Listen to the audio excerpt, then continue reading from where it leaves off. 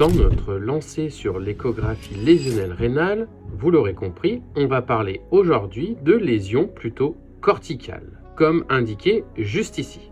Donc comme tu as pu le voir sur la vidéo précédente, on observe un rein un peu hyperéchogène sur sa corticale, une néphromégalie associée. Le rein prend une forme vraiment volumineuse avec deux pôles crânial et caudal qui deviennent vraiment gros, avec par exemple sur le chat un rein qui devient supérieur à 4,5 cm. Comme on l'a vu précédemment, l'objectif est dans un premier temps de savoir s'il s'agit plutôt d'une anomalie corticale, d'une anomalie médulaire ou d'une anomalie piélique.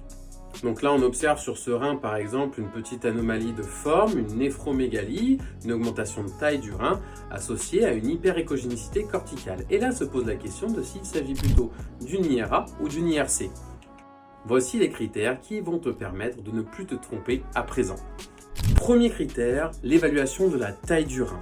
Effectivement, ça va être un critère qui va nous permettre de trancher sur plutôt quelque chose d'aigu ou plutôt quelque chose de chronique. En effet, compte à peu près 4 cm de rein sur la mesure de la longueur en couple longitudinal sur un petit chat et 4,5 sur un grand chat type Maine Coon.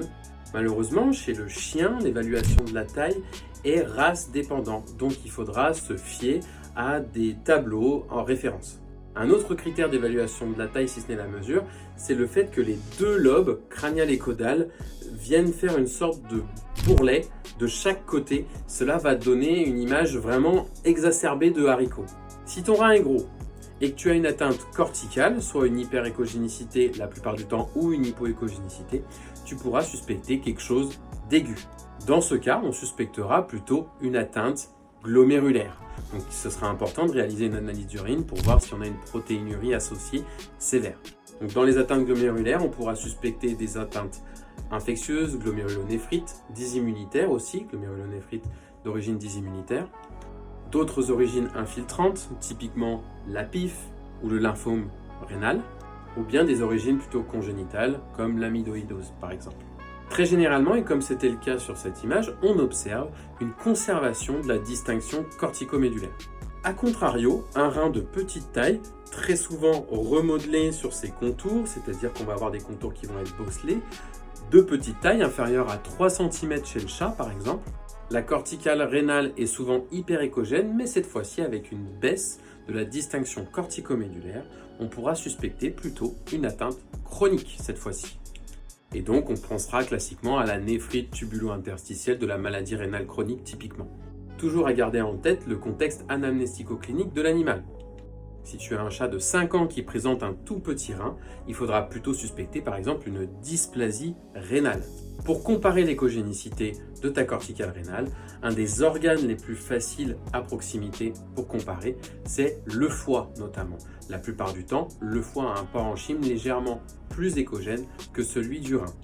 Attention toutefois, cela arrive parfois d'avoir des variations d'échogénicité de la corticale rénale purement physiologiques. Donc il faudra toujours garder en tête qu'une modification seule du parenchyme cortical rénal ne suffit pas. Il faut aussi l'associer à l'augmentation de taille ou la diminution de taille du rein. Donc si on reprend ici notre image échographique, on observe qu'on est situé sur le rein droit avec ici l'empreinte du foie juste à côté en région crâniale. On observe ici la corticale qui semble plutôt hyperéchogène avec un rein qui est plutôt très épaissi. On observe ici l'aspect boursouflé du rein, comme on le disait, au niveau du pôle crânial et du pôle caudal. Et si on mesure ici, on est sur un rein qui fait à peu près 5 cm de long. Il s'agit ici d'un chat et on observe que la corticale ici est beaucoup plus échogène que le parenchyme hépatique à côté. Donc en vidéo, cela donne ça, on observe le parenchyme hépatique crânialement et la corticale rénale vraiment très augmentée en échogénicité. Associé à cela, le rein semble vraiment augmenter de taille. On a des petits calculs qui sont localisés, un gros calcul qui est localisé ici à l'intérieur des petits doigts de gants de la cavité piélique. Et donc, on suspecte ici une atteinte IRA, insuffisance rénale aiguë dont l'origine reste à déterminer. En l'occurrence, sur notre animal et sur cette image échographique, on avait un contexte anamnestico-clinique d'amaigrissement sévère et de grosse fatigue associée, sur un chat d'environ 9 ans.